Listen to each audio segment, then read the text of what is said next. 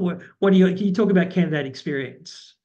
The thought about one of the big problems that I've seen and seen a lot of discussion about is that recruitment, particularly say we focus on recruitment agencies for a moment, but also to some degree organisations, they don't have the time and they're unlikely to ever find the time to be able to provide quality feedback to the overwhelming majority of candidates who apply. So you then introduce the idea of an avatar that does provide useful feedback. What are your thoughts around that?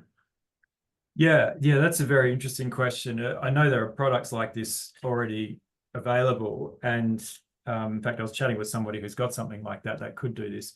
I think it's mostly a good thing. I mean, the funny thing is we've had the capability to do this sort of thing for a long time. So if you've ever done a personality assessment with one of the more well-known providers, they all have candidate reports that don't really cost much to produce. They're automated. Yep. They're not using AI, but if they were invented today, we'd be calling it AI. Yes, and yet yes. I don't think many organizations were using those or sharing those with candidates. And I Yep. never really understood, like understand, if we give them something to complain about, they'll complain. But I've never understood the maths. It's like, okay, well, yes, that's a risk, and surely you can manage that, versus Yes. about the benefit to the candidates, giving you all this personal information and you're giving them nothing. Like that, these poor people who often have applied for 6, 7, 8, 9, 10 jobs and have no clue what they're doing wrong.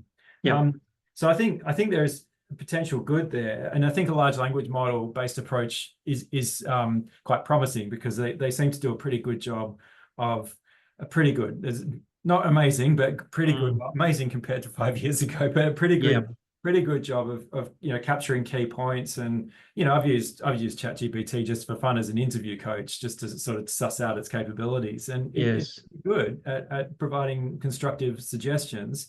There are some issues there. I mean, one of the issues might be if it hasn't picked up the transcript very well and it hasn't really understood very well what was going on. It can hallucinate. It can just invent things because it's not really that interested in the truth. It's just interested in predicting words. So it might produce some falsehoods.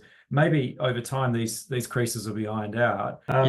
But I think the way to do it is really to get some data, right? So you want to consider doing some research that looks at how people react to this. I can see some people might feel quite cynical about it. It's like, you still didn't want to call me back, so you gave me this AI feedback. Well, I don't like AI. I don't trust it. It's just vanilla, bland. It's not helpful. Others might be more sympathetic, like, I get it. You can't call all 2,000 of us, and actually, I appreciate the fact that you even thought to give me feedback.